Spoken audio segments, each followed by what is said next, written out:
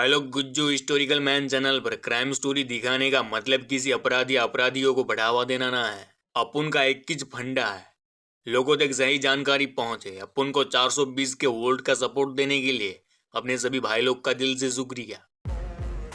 Cam जो मजामा भाई लोग, दिल्ली अपराध जगत की जब भी बात आती है ना, नीरज भवाना टॉप पे होता है। नीरज भवाना को दिल्ली का दाऊद कहा जाता है रे, क्योंकि मामू है अपराध की पाठशाला का हेडमास्टर।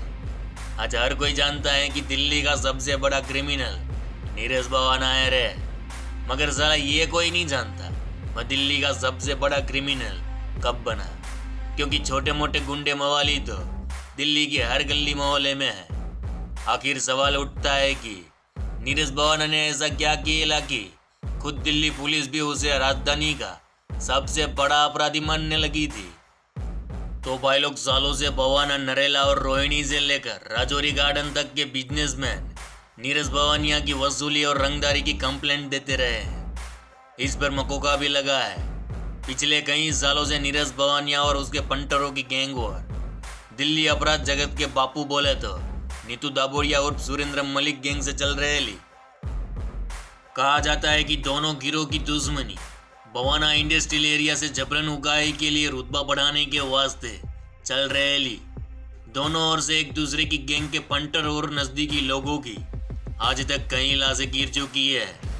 उसी दौर में नीतू दाबोरिया ने चेकिंग से बचने के वास्ते नवंबर 2012 में जोंती बॉर्डर पर दिल्ली पुलिस के हवलदार रामकिशन का मर्डर कर दिए। पुलिस वाले के मर्डर के बाद अक्की दिल्ली पुलिस नीतू दाबोरिया और उसके छोकरे लोग का सफाया करने मैदान में उतर आए ली, जिसके चलते पंजाब से लेकर हरियाणा तक कई बार एनकाउंटर में नीतू दाबोरिया बच निकला। मगर अक्टूबर 2013 में वसंत कुंज एरिया में एनकाउंटर में नीतू दाबोरिया खल्लास हो गए। दाबोरिया की मौत ने नीरज भवानिया के लिए दिल्ली की गद्दी का रास्ता साफ कर दिया।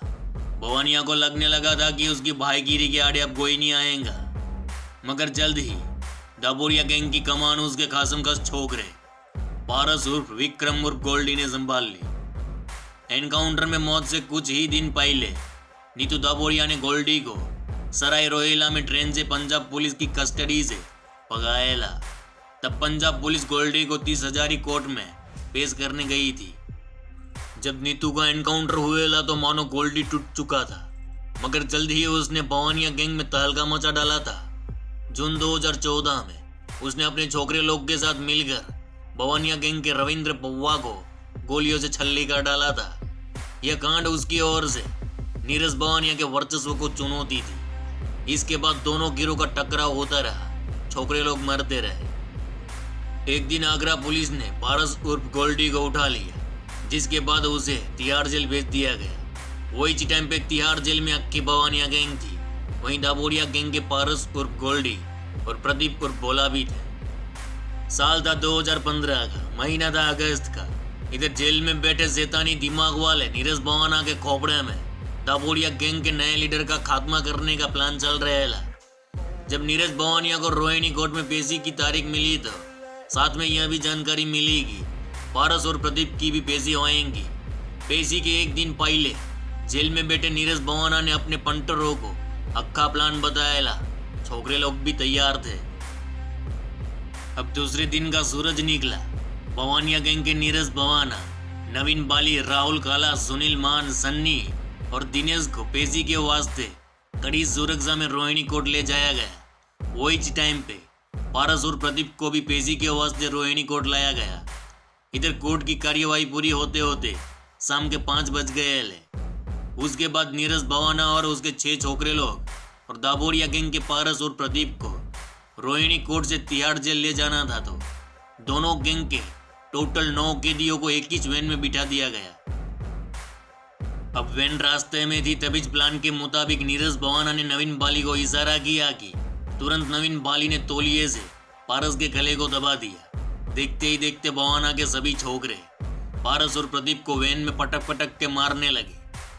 दोनों को नीचे गिराकर मुंह पर लात और घुसे बरसाने लगे। दोनों के सर को बुरी तरह से कुचल दिया गया। भवानिया के छोकरे लोग के मध्य मानो खून सवार था। पारस की आंख बाहर निकल आई। जब तक वैन में मौजूद पुलिसकर्मी कुछ समझ पाते उससे पहले ही पारस और प्रदीप की मौत हो चुकी थी। इसके बाद ड्राइवर ने वैन को बिना रोके पास के महावीर अस्पताल के पास मोड़ दिया, जहां दोनों को मृत घोषित कर दिया गया। वहीं नीरज बवाना, नवीन बाली, राहुल काला, सुनील मान, सन्नी और दिनेश के ऊपर आईपीसी की धारा 302 लगाई गई।